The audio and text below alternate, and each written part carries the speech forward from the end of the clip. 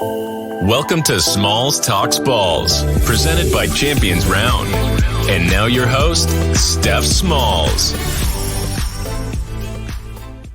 Everyone, Monday is here. Finally, came very fast this past weekend, but we're going to continue with these 32 team previews, and we're still in the NFC North. We've got 2 teams left, and I would be remiss to not have on NFL Network's Adam Rank to talk about the Chicago Bears. If you haven't heard, he is a fan of the Chicago Bears. How are you doing, Adam? Oh my gosh, am I? Do I have that reputation of being a Bears fan? I was not aware of that. It's all, it's funny because I do have the Sick podcast with Adam Rank.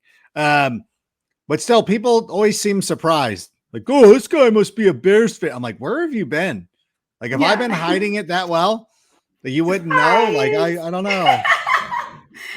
Is everyone surprised? It's the same thing with me, right? I send one positive Daniel Jones tweet, and it's like, are you a Giants fan? I mean, by now it shouldn't be that shocking. And both of these teams actually are in pretty similar situations, I think, as I was kind of prepping for the show a little bit. It's like deja vu. Like, they're almost identical. They're in identical situations, just with their own twists. But we'll start with the draft. Tell me about the draft, how you feel the Chicago Bears draft went. Looking back in retrospect, I really like it. I think going into it, I was of the mind that, the Bears should load up on wide receivers. I don't care about defense. I want to be able to outscore opponents for a change and things like that. And then, when we did it after day 1 of the draft, obviously the Bears did not have a first round pick because you guys got Evan Neal from our pick, but we got Justin Fields. So I feel very comfortable with that. I'm not upset at all.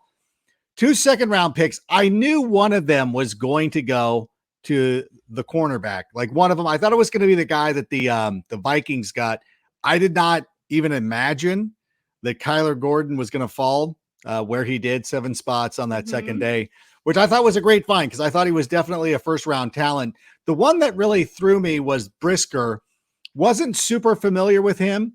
And once I went back and started loading up and watching some tape and finding out a little bit more about this guy, I now look at what they've done. And I think that Ryan Poles did an excellent job of reworking the secondary, which was a huge trouble spot. I mean, all you got to do is pop in the tape of the game against the Rams last year and realize that secondary sucked.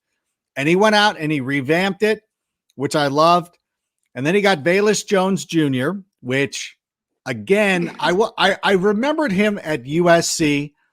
A kid had actually asked me before the draft. He's like, hey, what do you think of Velus? And I'm like, well, I remember him being a good special teams player. I think that he would come in immediately and contribute because he's an older guy. So he's going to come in as a grown ass man. So, I'm on Twitter, propping him up. So I felt pretty good about that. And then, then they did the day 3 thing where they got 85 linemen. And I'm like, cool. We kind of addressed everything. So, considering that they were hamstrung without a first round pick, they still got some first round talent on day 2. And so I feel pretty comfortable with it, which goes against a lot of people in the media. Although Chad Reuter from the NFL Network, NFL.com, said that we did pretty good as well. So I'm into that. Yeah. I mean, Ryan Poles even said, I think my favorite thing he said, and if fans could just listen to quotes like this, they probably wouldn't crap their pants every time the draft doesn't go exactly the way that they want. You can't fix this team in 1 year, whether it's through the draft, whether it's another way. This is more than just a year project. And he addressed at least immediate concerns in that secondary. You got 2 guys that should be, the expectation I think will be that they are immediate starters. Be kind to them. It doesn't always transition right away as well as everyone wants, but we knew that everyone was going to freak out if they didn't take a wide receiver. And then they take Velus Jones. It's like, the fans wanted a wide receiver. Then they draft Velus Jones, and you're like, no, not that one. Not that one. That's not draft the wide receiver I want. I think there's a lot of that. And you know what? It goes into things this is why Star Wars fans are so toxic, is you have so much time to create your own stories that when the movie doesn't work out the way that you want it to, you're like, well, that movie sucked. Same thing goes with comic book movies too. Everybody has an idea of how a Justice League movie should look. And when it doesn't go that way, It's true. And then everybody had decided that George Pickens was the guy. And I kept saying this leading up to the draft. When George Pickens is not drafted, and it was very clear that he wasn't going to be, like you could tell, whenever Ryan Poles spoke, you're like, oh, he's not going to draft Ryan. Like, he's not drafting Pickens. Like, that's exactly the guy he's describing that he doesn't want. But that didn't stop the Bears fans from freaking out. Like, Velus Jones, the guy, he can rent a car. Like, he's 80 years old. You're like, he just turned 25.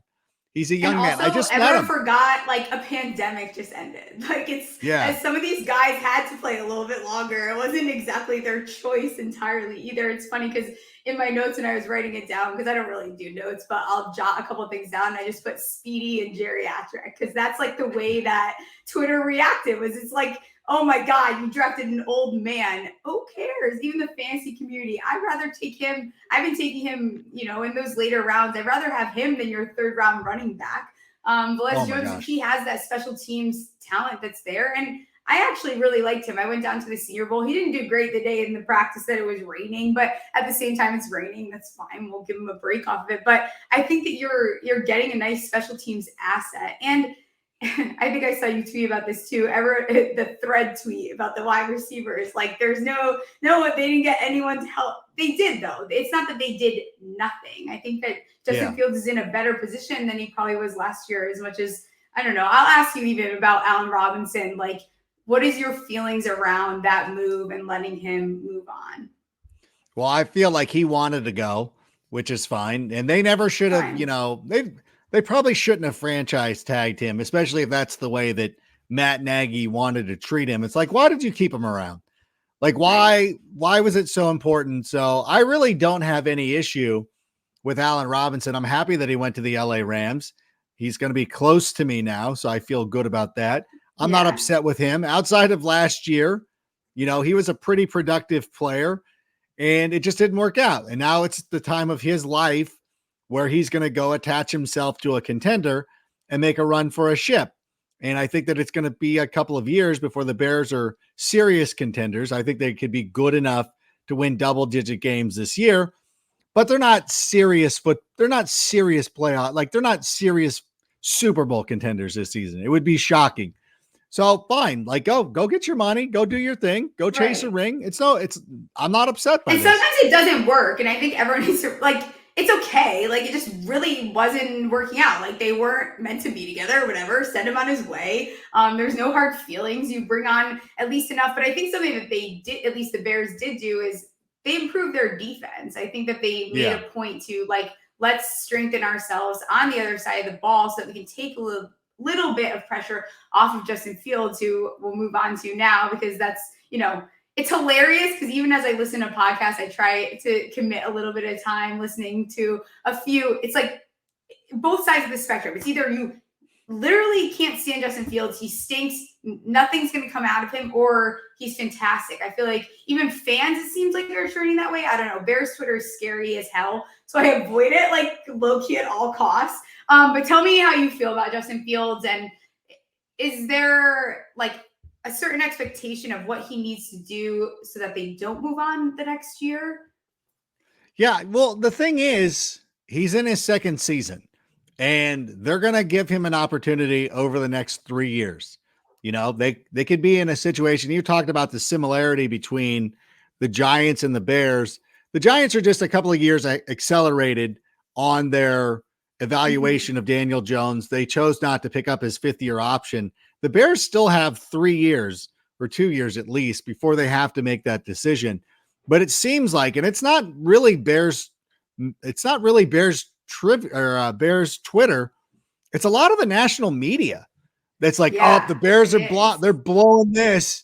Like, I'm like, how are they ruining anything? Like it's like they can't find a villain, right? Like, there always has to be like some guy that we all hate. It's not even the villain. It's just like, there has to be someone that everyone can point at and laugh. And I almost think you're right in the sense that, like, last year it was low-key Daniel Jones was one of those guys. So then now Daniel Jones, it's like, we can't really make any more jokes about him. How many times can you use the gif of him tripping over himself? And now we've moved on to Justin Fields. And now it's like, oh, forget him. It's not like Nagy ever did him any favors at all with any play calling. I think that he did the best with what he could do. Is there things he could clean up? Yes. But again, going into his second year, so the expectation should be that you win more games. I don't know that It it's gets like better. he just needs to improve a little bit more. And what do you think his weakness is that like you are looking into next year? Like this, you got to show me that this improves a little bit. Well, we do want to see him do a better job of protecting the football, which will come with a more competent scheme, having him get rid of the ball quickly. You know, they're working on his footwork, his drop step, shortening up, you know, tightening up the release, which is fine.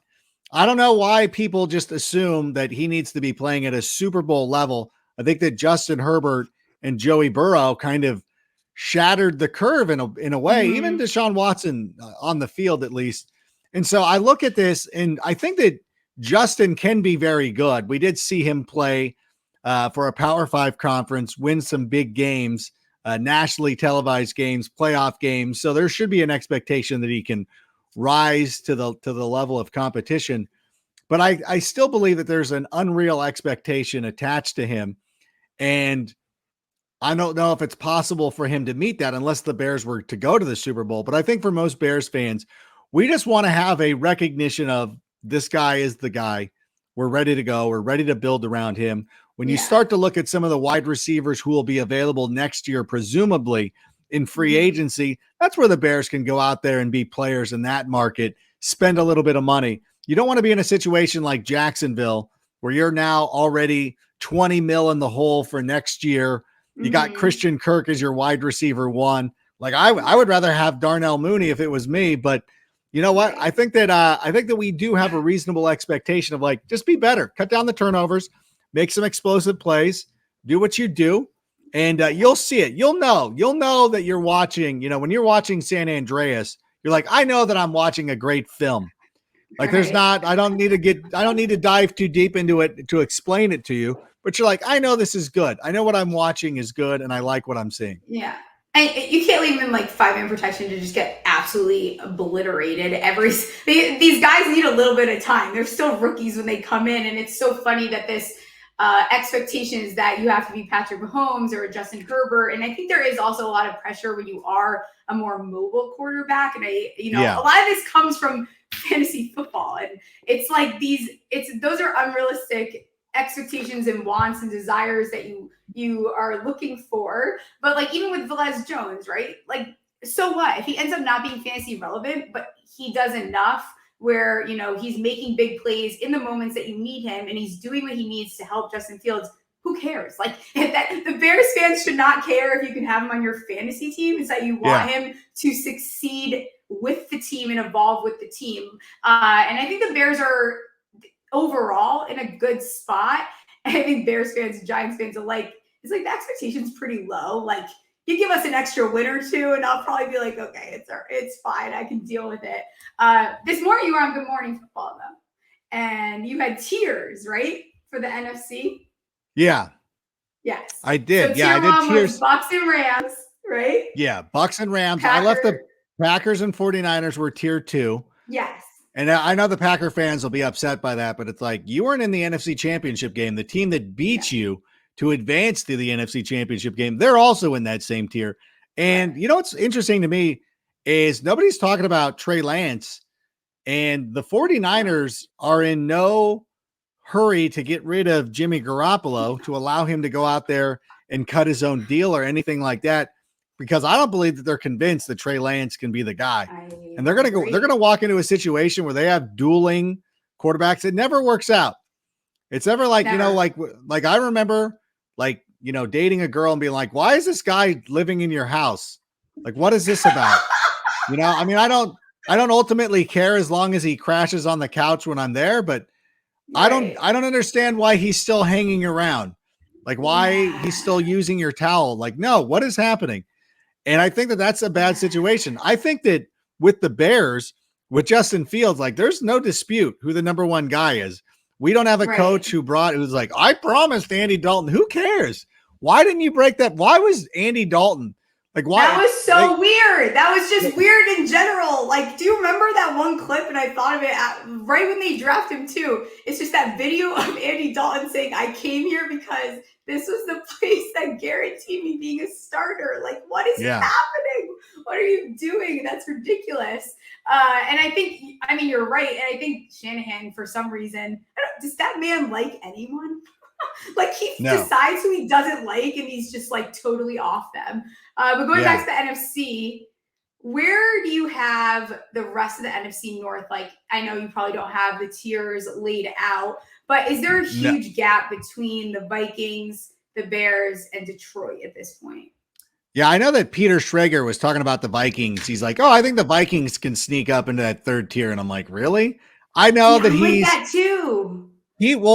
Peter, he's connected with the Rams. They have the Rams' former offensive coordinator going over there. To me, there's a lot of wild cards going on with the Minnesota Vikings. I know that they have talent. Like, every team has talent. I don't know what we're getting out of that coach. And I guess the same could be said of the Bears. I think that the Lions, the Bears, and the Vikings could all three be pleasant surprises. They all three could be horrific. Like, honestly, like, I mean, I don't want to think this way, but what if Eberflus is not a good coach? And what if Justin Fields isn't the quarterback that we think? Like, none of this, like, there's no proven quantity on the Bears outside of, like, although we do see, like, Eberflus did shut down some people, which is, it's funny because, Eberflus shut down the 49ers last year. I know they play the Texans this season, and I know you're not like, well, the Texans are a team you have to worry about. Like, he shut them, like, he knows how to shut them down. Like, he's a pretty good coach. He's had some good games against some of the Bears opponents this season. So I'm very interested to see what could happen. Although, and then the Lions, I mean, everybody always wants to talk about the Lions and be like, yeah, I think they've got it going. Like, this Dan Campbell, I'm like, why? Why do we assume that Dan Campbell knows what he's doing? Why do we assume that Jared Goff is going to be better without Sean McVay?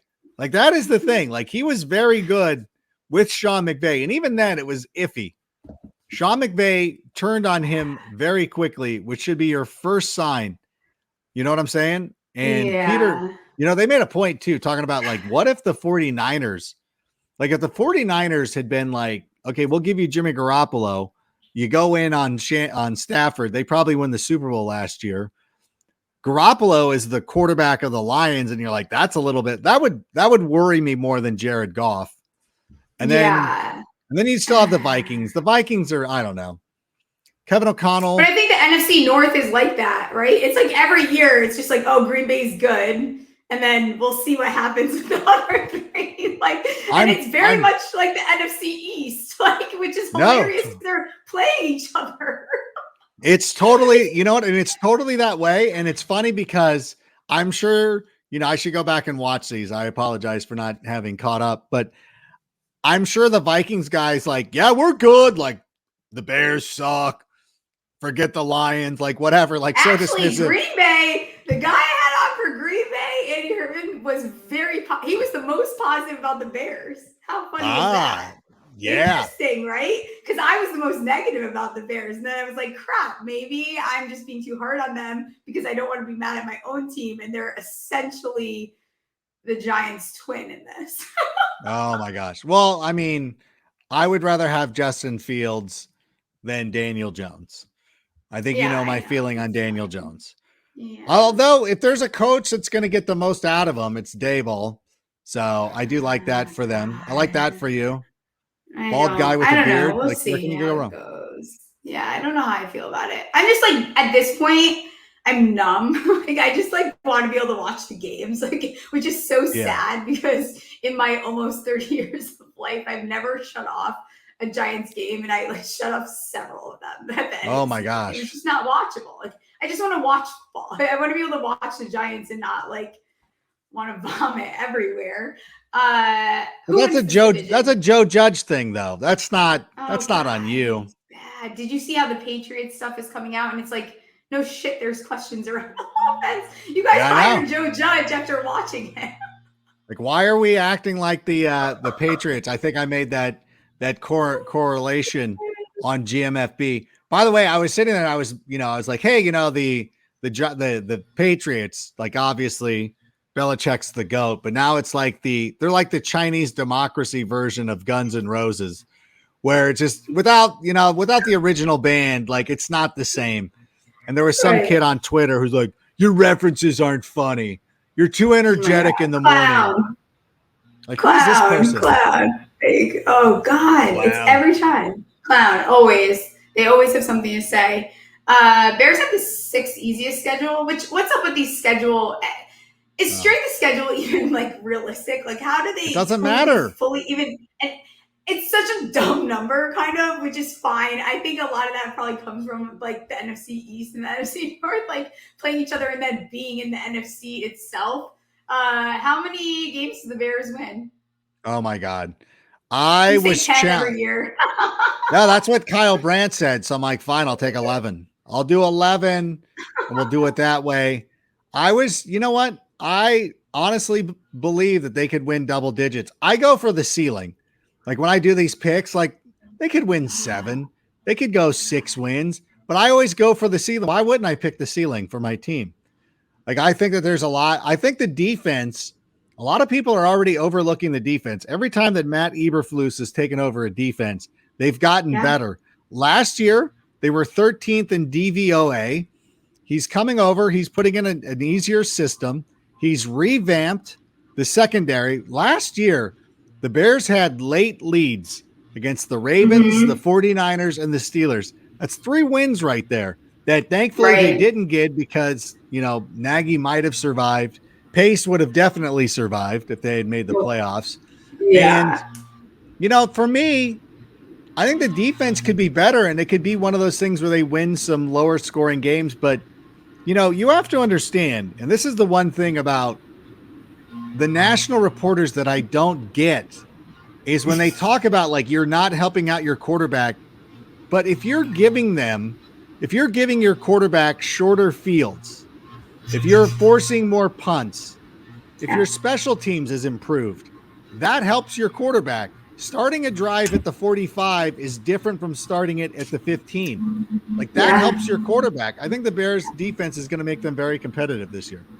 Also, they drafted like 45 linemen. Like, what do you guys want? This is a roster that had some holes in it, and it's kind of like the Lions too, where it's like I won't say it's a bad football team. They have guys that should be like that are not ones playing one. Like they need depth on the chart. You'd be so lower expectations for some of the guys that like totally cannot handle it. And I think that they've done at least a good job trying to do that. It's the name of the game is almost just building a better roster and then taking it one step at a time. If you were to say what's the one thing that could really hurt them this year where you don't see more wins than last year? If the offense doesn't improve, I think the defense is going to be good enough to keep them in games. But if the offense doesn't improve and they're not able to generate anything, that would be a huge concern. I think that what we're going to see is a team that runs the ball a lot more, that's committed to running the football. Mm-hmm. And if they're not able to do that, then I think that it's going to end up being a problem. I mean, ultimately, for this team to be successful, Justin Fields does have to play well. And we're not coming into this season thinking like, well, he's got to be, a superstar quarterback. He doesn't need to be MVP Lamar Jackson or something like that, or Patrick Mahomes or somebody like that.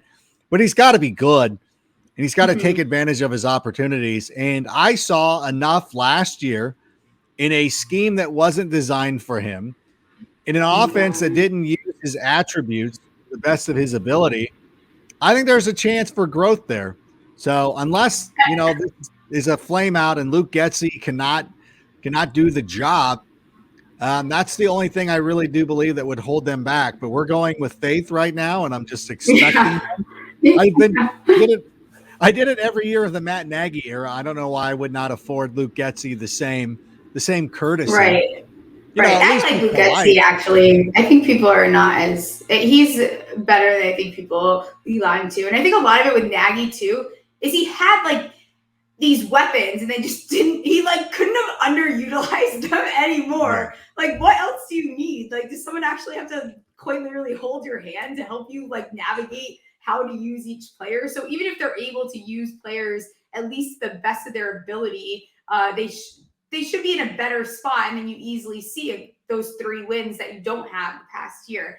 And I mean, you're on, so we'll talk fantasy football because it's my show and I can do whatever I want. No, but you know what's funny? Wait, what's funny though is that the one thing about Matt Nagy is I don't know why they allowed him to call his own plays. Like that was like it wasn't as if he was a longtime assistant coach who had this extensive knowledge of calling plays or anything like that. Like if Andy Reid wants to be the coach of the Bears and call his plays, like, okay, bro, you got this. Sean Payton, fine. Sean McVay, of course. Matt Nagy, why are you afforded this up? What's happening? Like, I don't get that. Like, you're not like, he was, the one thing that I really am disappointed about is like, he had a great personality. He was a great culture guy, or at least in the sense of like trying to adapt some of those Joe Madden things that to make the Bears fun, like Club Dub and things like that. But the insistence of like, I got to call the plays too. It's like, I don't know, bro. That's like a year 5 thing. Like get your feet wet, learn how to be a head coach, and then go out and do that. I don't think he's ever going to get a chance again. I would be shocked if he does. Hiring Joe Judge like he wasn't a special teams coordinator. Like, why are you hiring a special teams guy and just saying, "Here, run our entire offense"? Like that was never a good idea. But he had a good personality and he kind of sold you on that. Running back room before I let you go because I was jumped on a little bit late. Thanks, I'm cutting down this tree. What does the running back room look like next year? Because I believe Montgomery, who I cannot stop drafting for some reason, he keeps falling to me in like the 6th round, and I'm like, you guys are ridiculous. What does it look like? Because he's a free agent, I'm pretty sure. So what's next there? Yeah, this is his last year, so he's going to enter the season as the starting running back for the Bears. But obviously, what we saw out of Khalil Herbert last year was pretty good. The Bears didn't seem to miss a step, to the point too when Montgomery came back from his injury. You're like, I don't know how much time he's going to get because Herbert was so good. And then Nagy just pushed Herbert back to the bench. Like this guy didn't play well for you. Like, whatever, bro, do what you got to do. I think that, going into 2023, Herbert will likely be the number 1. We got this kid out of Baylor who's pretty good as well, who's really good at catching the ball out of the backfield. So they're going to just keep adding pieces that way. I like David Montgomery a lot. I think he's a good player. I think he's going to have he's going to get that second contract from somebody. Not sure it's going to be from the Bears. You kind of lack the explosive plays from him, which is kind of which is like, it's good and it's bad. I think he's very much like AJ Dillon in a way, where it's like, he's a good player. Like get him near the goal line. He's going to score for you. Like he's a bruiser. He's a thumper. I like him. I just don't know, especially he's just but he's a platoon player in today's NFL. And unfortunately, and this is more indicative of the way that the NFL is a business and the way it's constructed, these guys don't get long contracts anymore and they don't get 370 carries or anything like that. No. But I do like where you're drafting him. I mean, I'll do the same thing. Like, let him fall to me. Like, I'll take him. Yeah. That's fine. You guys cannot like him. You cannot like Velez Jones. I don't care. I'm gonna keep drafting them because at the end of the day, sometimes these ADPs, like everyone's acting as if there's no running back on the team. There's no wide receiver on the team. Like someone has to get the touches, the targets. Give me one hot take for the Bears season, and then I'll let you get out of here. I'm gonna say that this secondary becomes one of the best in football. Jalen Johnson steps up as a legitimate shutdown corner this year. Kyler Gordon, better than advertised, shows that he should have been a first-round pick. We still got Thomas Graham, who we nabbed in the 6th round last year, who played very well when given an opportunity. I think putting him as slot receiver, and not as an aside, like you're just a slot receiver. I think that's a very important position in the NFL. And by having Brisker back there too, Brisker is very reminiscent of Mike Brown, and any Bears fans who remember the early 2000s will remember like Mike Brown had a lot of big time plays, and it was amazing that he always seemed to put it wasn't fluky. It seemed fluky, but he always put himself in a good position because he was a smart football player. And I think that Brisker is going to end up being like that as well. So this Bears secondary is going to be a force to be reckoned with. And I don't think that Aaron Rodgers is going to be running around talking about how much he owns Chicago. I'm not saying that we're going to beat them or sweep them or do anything like that, but this Bears team's going to be reborn through that secondary, which, you know, to a lot of people, they're hopeful of the quarterback. We all are. We hope that we can end these years of frustration, this 30-year drought, so to speak. But I think it's going to be the secondary that does it. And I think a lot of people are going to be shocked by how well this secondary plays. Yeah, I think Brisker is going to surprise a lot of people. It's going to look like almost the safer pick of the two, because I think that Gordon, he probably will struggle a little bit in the beginning because there's a lot of pressure on him to come in as that immediate starter. But I think people are going to see that Brisker, like, go watch his tape is pretty good. I went back and looked at it, and he's a very good player. And I think that Bears fans will end up being very happy with that decision.